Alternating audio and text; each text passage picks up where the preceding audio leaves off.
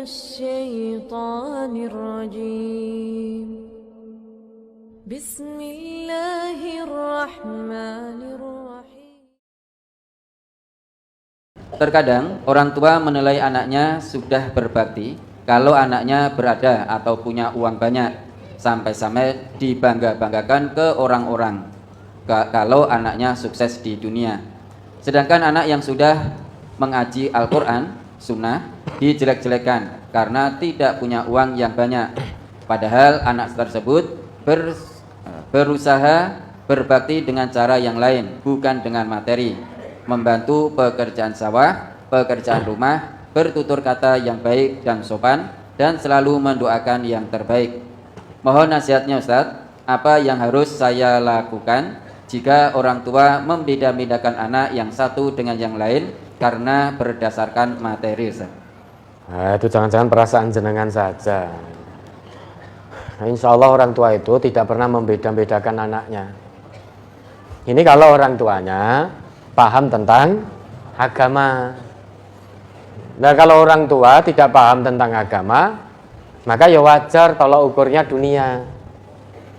Ya, sehingga anaknya kebetulan ratau salat, ning sugih, itu lebih dicintai oleh orang tua, lebih disayang. Karena tolak ukur orang tua hanya dunia.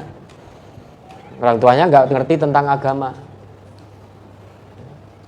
Anaknya yang satu paham agama, mengamalkan agama yang bersumber dari Quran dan Sunnah. Delalai diuji oleh Allah ora patek sugih.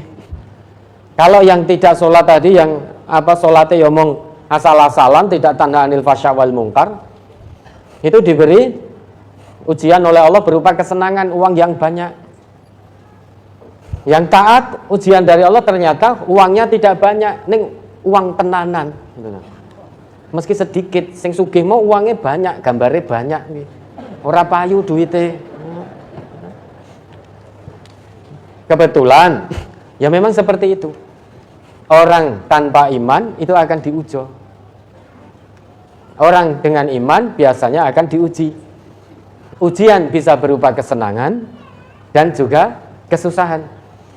Ujian bisa kesenangan dalam arti kekayaan mungkin, dan juga kesusahan dalam arti kemiskinan. Namun orang yang beriman diuji dengan kekayaan, dia bersyukur, menggunakan kekayaannya di jalan yang Allah ridhoi, bukan untuk kesombongan. Diuji dengan kemiskinan, dia bersabar, tidak mengeluh, tetap berlaku perwira.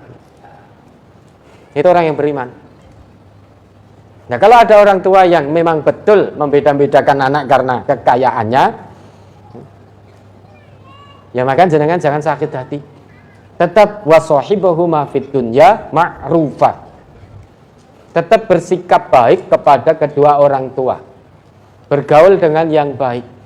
Tetap merendahkan diri di hadapan orang tua. Sekalipun dihina oleh orang tua, tidak apa-apa.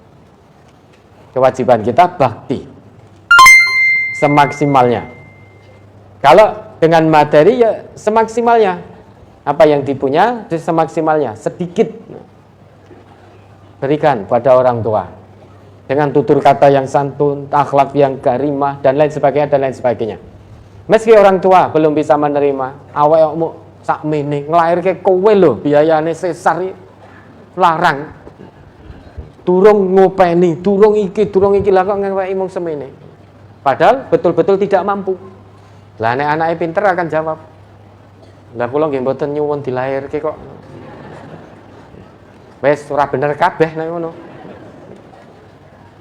Ya, ingat ini untuk kita semua, baik yang sudah jadi orang tua ataupun yang belum. Ingat ya, At-Taghabun itu diingat itu. Quran surat At-Taghabun ayat 15, 16. Innama amwalukum wa auladukum fitnah wallahu indahu ajrun azim. Fattaqullaha mastata'tum wasma'u wa ati'u wa anfiqu khairan li anfusikum wa may yuqa syuhha nafsihi fa ulaika humul muflihun. Surat At-Taghabun surat ke-64 ayat 15 dan 16. Innama amwalukum wa auladukum fitnah wallahu indahu ajrun azim fattaqullaha mastata'tum wasma'u wa ati'u wa anfiqu khairal li anfusikum wa may yuqa syuhha nafsihi fa ulaika humul muflihun. Sesungguhnya hartamu dan anak-anakmu hanyalah cobaan bagimu, dan di sisi Allah lah pahala yang besar. Maka bertakwalah kamu kepada Allah menurut kesanggupanmu, dan dengarkanlah serta taatlah, dan nafkahkanlah nafkah yang baik untuk dirimu. Dan barang siapa yang dipelihara dari kekikiran dirinya, maka mereka itulah orang-orang yang beruntung. Ya, yang namanya harta, anak itu hanya ujian bagi orang yang beriman. Maka Bapak Ibu kalau sudah jadi orang tua, jangan beda-bedakan anaknya.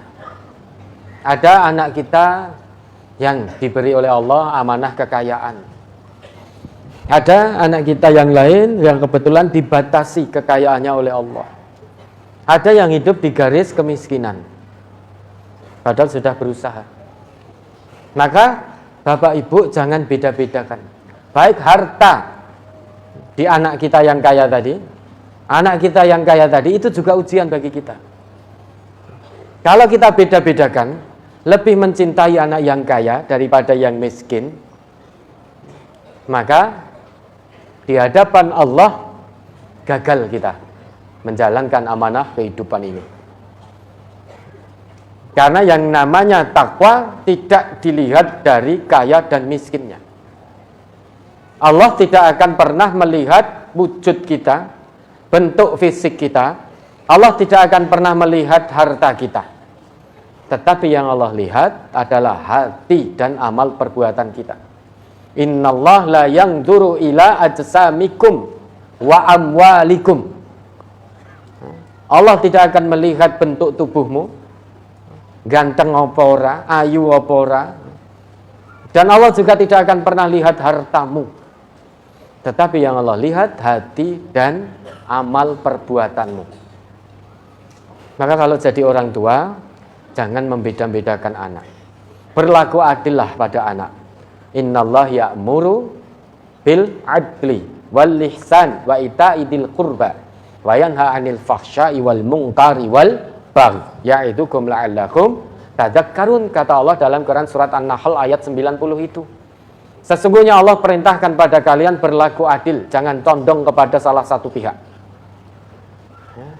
Meski anaknya yang kaya itu salah, ya jangan dibenar-benarkan. Kebetulan sedang berselisih dengan anak yang satunya. Anak satunya kebetulan miskin, yang satu kaya. Kalau ditinjau dari kebenaran Quran Sunnah, ternyata yang menyimpang anaknya yang kaya tadi. Karena kaya sering memberi orang tuanya, maka anak yang kaya tadi meski salah menyimpang dari Quran dan Sunnah, tetap dibenar-benarkan. Anaknya miskin, tidak pernah memberi, padahal ditinjau dari Quran dan Sunnah ternyata betul. Karena miskin tetap disalah-salahkan. Nah, orang tua yang seperti ini tidak adil. Tidak adil, sedangkan Allah perintahkan untuk berbuat adil.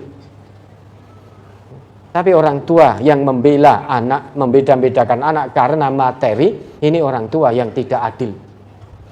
Orang tua yang tidak adil, maka jangan harap dia akan mendapatkan naungan di hadapan Allah kelak. Yang ada seret siksa masuk neraka. Karena dia telah gagal sebagai orang tua. Karena membeda-bedakan anak sebab materi. Jadilah orang tua sebagai penegak keadilan, penegak kebenaran, menjadi saksi karena Allah. Jangan jadi orang tua yang silau dengan harta si anak. Sehingga anak sing sugih meski menyimpang dari Quran Sunnah, meski ora sholat tetap dibela.